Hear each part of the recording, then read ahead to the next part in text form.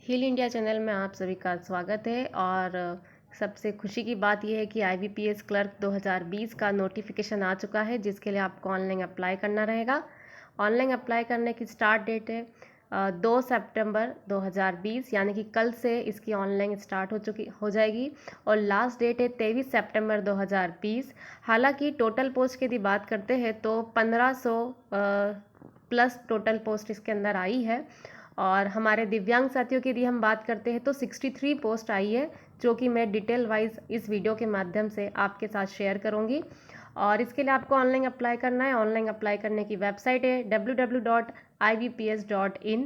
और इसमें जो पार्टिसिपेट कर रही है वो इस प्रकार है: bank of Baroda, bank of India, bank of Maharashtra, Canara bank, central bank of India, Indian bank, Indian overseas bank, Punjab national bank, Punjab and Sindh bank, UCO bank और यूनियन बैंक। तो यह बैंक जो है वो पार्टिसिपेट कर रही है। स्टार्ट डेट इसकी 2 सितंबर 2020 है, जबकि इसकी लास्ट डेट जो है वो 23 सितंबर 2020 है। अब हम बात कर लेते हैं इसमें एज लिमिट की। तो एज लिमिट जो है वो 20 साल से लेके 28 साल तक एज लिमिट हो सकती है। और हमारे दिव्यांग साथियों के लिए 10 साल का रिलैक्सेशन है। अब हम एजुकेशन की यदि बात करते हैं तो एजुकेशन आपका जो है वो 23 सितंबर 2020 तक आपका ग्रेजुएशन पूरा हो चुका होना चाहिए। वो किसी भी विश्वविद्यालय से हो सकता है या किसी भी सब्जेक्ट से हो सकता है। साथ ही साथ कंप्यूटर का सामान्य ज्ञान होना चाहिए। और जो लोकल लैंग्वेज होती है वो लोकल लैंग्वेज का भी जो है वो भी ज्ञान होना चाहिए। अब हम बात कर लेते हैं कि रिजर्वेशन के जो बना रखे हैं वो कैटेगरी वाइज कैसे है। तो ओसी कैटेगरी के अंदर 1 आर्म इफेक्टेड, या तो लेफ्ट या right. OL 1 leg affected. OAL तो 1 arm and 1 leg affected. BL both leg affected. और इसके अलावा लेफ्ट सेरेब्रल प्लासी भी इसी के अंदर आएंगे। एसिड अटैक विक्टिम्स भी ओसी कैटेगरी में आएंगे।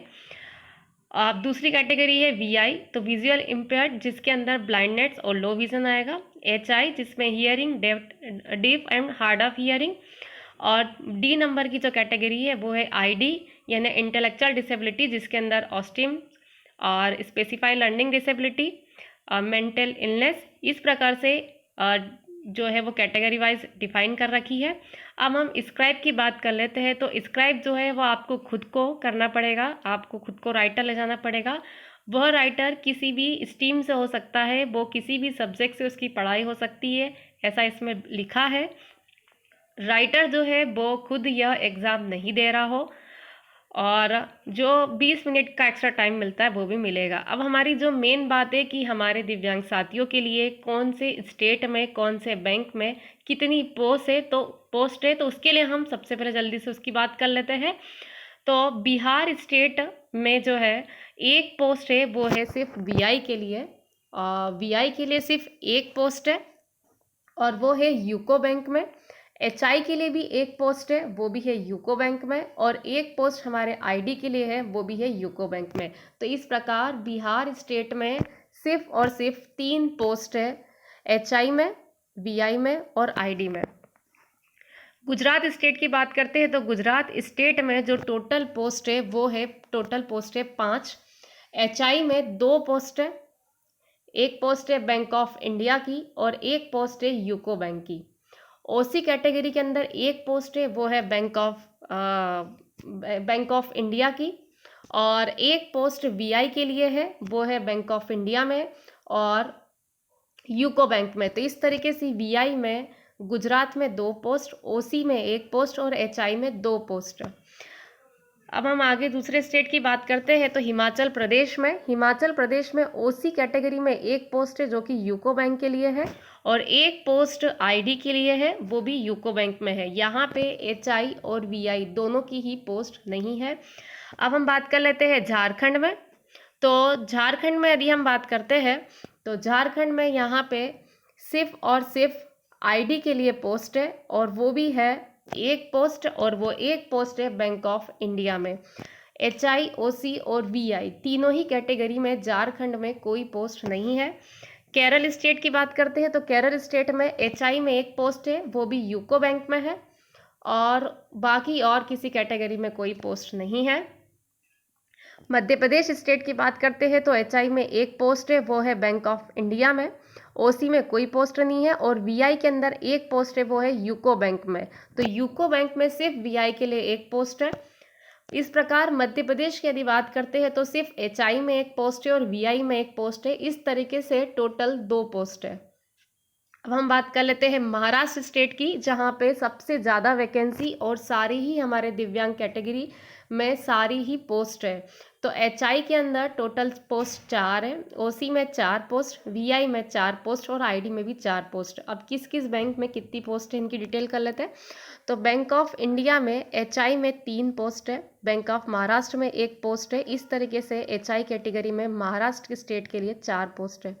ओसी कैटेगरी के अंदर बैंक ऑफ इंडिया में 2 पोस्ट और बैंक ऑफ महाराष्ट्र में 1 पोस्ट और यूको बैंक में 1 पोस्ट। तो ऐसे ओसी कैटेगरी में 4 पोस्ट हो गई है।